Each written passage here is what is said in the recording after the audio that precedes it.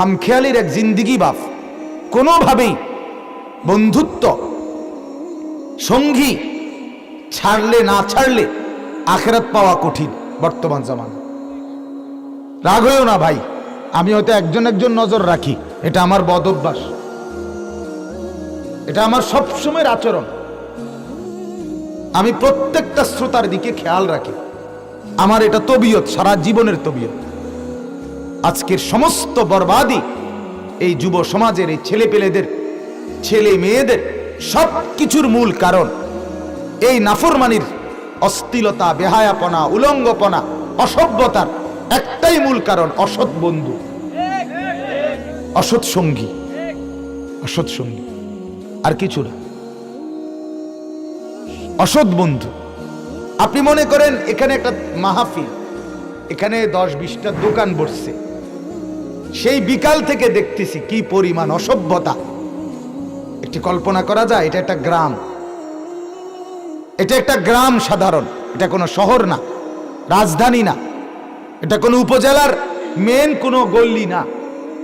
এরপরও এতটুকু জায়গার মধ্যেই যদি মহিলাদের অসভ্যতা, মেয়েদের এত নিচে নেমে যায়, আমার সমাজের কি হালাত, আমার জাতির কি হালাত বলেন, কি হালাত বলেন। মানে এটুকু জায়গা পার হয়ে আসা যাচ্ছে না।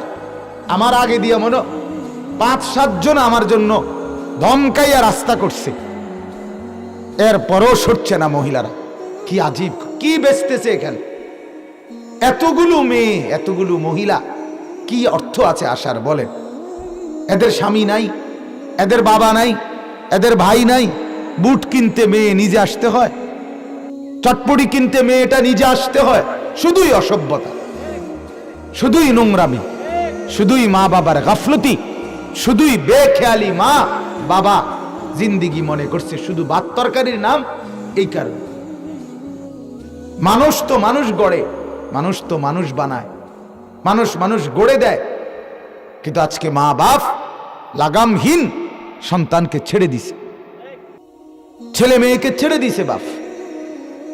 আশ্চর্য। কারো কোনো মাথা ব্যথা নাই, কারো কোনো বিবেকে বাঁধে না, মুরব্বীদের বিবেকেও বাঁধে না, কারো বিবেকেও বাঁধে না, কারো বিবেকে। অনর্থক হাঁটতেছে, চলতেছে, হাসতেছে। কোনো ছেলে যদি ধাক্কা দেয়, কোনো ছেলে যদি অসৎ কোনো আচরণ করে, তার কি নিরাপত্তা আছে বলেন আপনি? কি নিরাপত্তা আছে? হা হা। যেই কোনো জায়গায় একটা ব্রিজ করছে, এটারে অসভ্যতার আখড়া বানায় ফেলছে, একটা নোংরামির। মানুষের রুচি এত নিকৃষ্ট হয় কিভাবে বলেন? এত নিচু রুচি হয় কিভাবে মানুষ বলেন আপনি? একটা ব্রিজের 2 পাশে এই পরিমাণ ছেলে মেয়ে, যুবক যুবতী, অশ্লীলতা, বেহায়াপনা করা। এখান দিয়ে গাড়ি চলে, সিএনজি চলে, অটো চলে, প্রাইভেট কার চলে, মানুষের জনবসতি, আসা যাওয়া করছে মানুষ। এরপরে 2 পাশে দাঁড়ায়া এই নোংরামির কি অর্থ আছে? তাহলে আমার সমাজ কোথায়? আমার দেশের হালাত কি? আমার জাতির অবস্থা কি? আমার প্রজন্মের হালাত কি? বলেন, মুরব্বীরা বলেন। আপনারা বাপ চাচারা জীবনে কোনোদিন এমনটা ভাবছিলেন? কোনোদিন আপনাদের ছোটবেলায় কল্পনা হয়েছিল কোনোদিন এরকম? এই অসভ্যতা। সবাই দর্শকের মতো নীরব দর্শক, তাকায় তাকায় দেখতেছে। সমাজ বরবাদ হয়ে যাচ্ছে, ছেলে পেলে চরিত্রহীন হয়ে যাচ্ছে, মেয়েদের বেপরদিগি, অশ্লীলতা সব সারখার হয়ে যাচ্ছে। সবাই তাকায় তাকায় দেখতেছে। সবাই যার যার মতো করে চা খাচ্ছে, পান খাচ্ছে, যার যার মতো ভাত খাচ্ছে, রাত পার করতেছে, দিন পার করতেছে। হায় হায় হায়। এতগুলো দোকানদার, এরা নামাজ পড়লো না। এতগুলো ছেলে মেয়ে, এদের নামাজ কোথায়? এদের মাগরিবের নামাজ কোথায় পড়লো এরা বলেন? এরা মুসলমানের বাচ্চা না?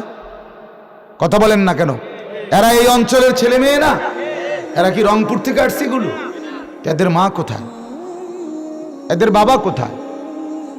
এদের অভিভাবক কোথায়? বলেন আপনি? এদের মা জানে না তার মেয়েটা বাহিরে, এদের মা জানে না, বাবা জানে না তার ছেলেটা বাহিরে। তাইলে জিন্দিগি মানে শুধু খাও দাও ফুর্তি করো, এই জিন্দিগি? এই জীবন তো জানোয়ারের জীবন, বেঈমানের জীবন, মুসলমানের জীবন না। আফসুস বাপ। এজন্য আমি খুব শক্তভাবে বলি, এটা একটু কঠোরভাবেই বলি, আজকের ছেলেগুলোর বরবাদ করে দিচ্ছে সমবয়সী ছেলেদের হাতে, সমবয়সীদের হাতে ছেড়ে দিছে।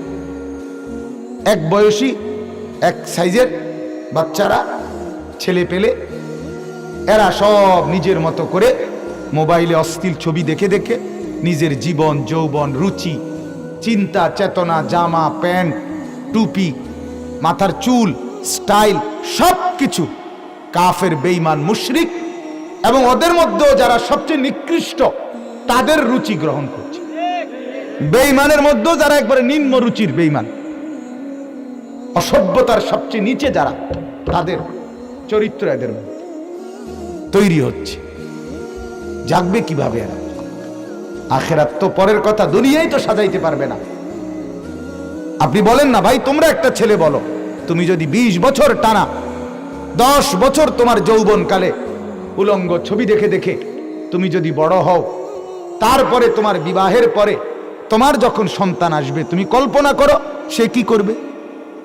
তুমি ভাবো না ভাই, জিন্দেগির যৌবনের 25 বছর যদি তুমি এই অশ্লীলতার মধ্যে কাটাও, তো তোমার জেনারেশন।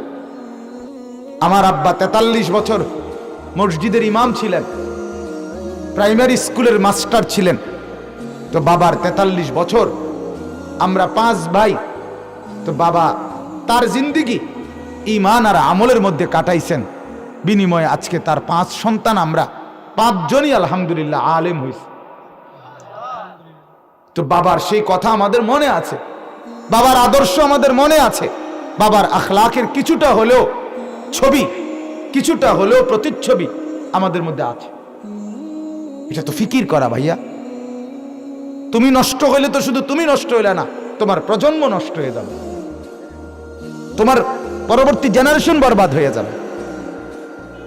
অসভ্য কখনোই উত্তম নারী কপালে জোটে না, অশ্লীল বেহায়া পুরুষ কোনদিন ভদ্র, সভ্য, চরিত্রবতী, চরিত্রবান নারী মিলে না। এটা কোরআনের আয়াত। আল্লাহ তাআলা বলছে, জিনাকারী পুরুষ তার কপালে আরেকটা জিনাকারী ব্যভিচারী মহিলা জোটে। কোরআনের আয়াত।